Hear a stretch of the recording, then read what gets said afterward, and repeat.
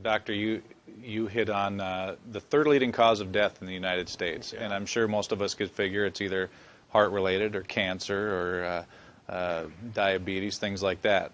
Can you clue us into what that is and why? Yeah, okay, and thank you for asking that, because this is the 10,000-pound gorilla in the room that nobody's talking about. The third leading cause of death, as published in the Journal of the American Medical Association, is MD-directed treatments. This means you go to a medical doctor, an MD. He gives you a treatment and you die from it.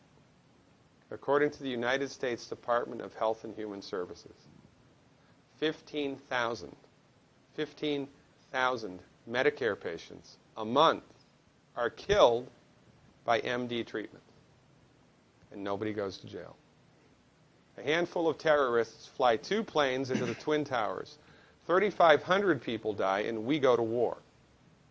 But 15,000 people a month are killed by medical doctor treatments, and we don't bat an eyelash. This is because we have been, I don't want to say brainwashed, that's not the correct term, but we have been, for the last 100 years, kind of led into this false belief. You know, I think it was Marcus Welby that started it, that the medical doctor is king and knows everything about everything. And really, you need to just shut up and follow your medical doctor's advice. Most people in the United States have no idea at all of the history of the evolution of medicine in the United States. In the early 1900s, it was a relatively level playing field between the chiropractors, the osteopaths, the homeopaths, and the MDs. In 1915, 1920, there was something called the Flexner Report. The Carnegie Corporation funded this man named Abraham Flexner. He went all around the country, and he went on stagecoach and train and horseback. This was before the interstate highway system, right? It took Flexner 5 years to do this. He went all around the country and did an inventory of all of the medical schools that prescribed drugs. He brought the list back to the Carnegies, who own drug companies, and then the Carnegies and the Rockefellers gave millions of dollars of free money to the medical schools and hospitals in the United States that were prescribing drugs. That was the beginning of the end. After the Flexner Report, there was no more level playing field in the United States. And the MDs started a juggernaut that's taken off. Most people in the United States think that the predominant medicine here, MD-directed pharmaceutical medicine, we think that those guys are top dog because their therapeutics are better than the homeopaths or the naturopaths or the chiropractors. It's not. They're in the driver's seat because of political and financial coalitions that were built at the turn of the century that most people have no idea of at all. And it's a gigantic problem. And I mean, it's crazy, right? It's the third leading cause of death. And yet, when the government makes noise about messing with people's insurance, everybody freaks out. Mm-hmm. And that's a whole other thing to talk about, isn't it? Because what is medical insurance? When you buy medical insurance, what are you doing?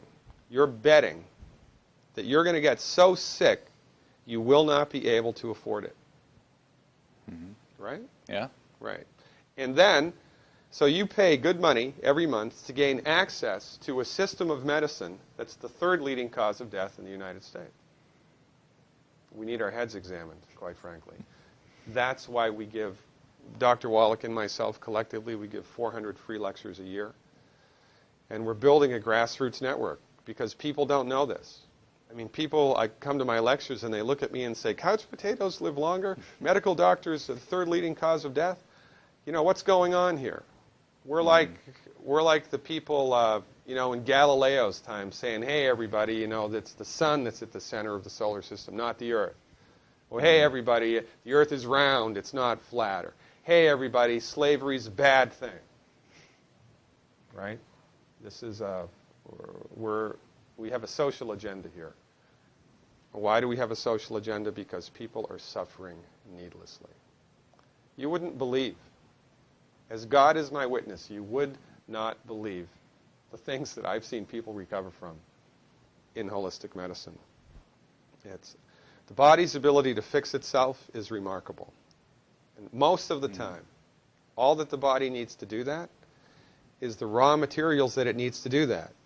And we need to stop eating food that's hurting the body. You know, if you put diesel fuel in an unleaded engine, even if it's a brand new Ferrari, it's going to run like crap if it runs at all. There's nothing wrong with the car, it just had the wrong fuel. It's the same with the human body. You give the human body the raw materials that it needs, clean up the diet, Superman, Superwoman. And you know, if you don't get to super status, then at least your blood pressure normalizes, at least your arthritis goes away, at least your anxiety and panic attacks go away, and you can sleep through the night.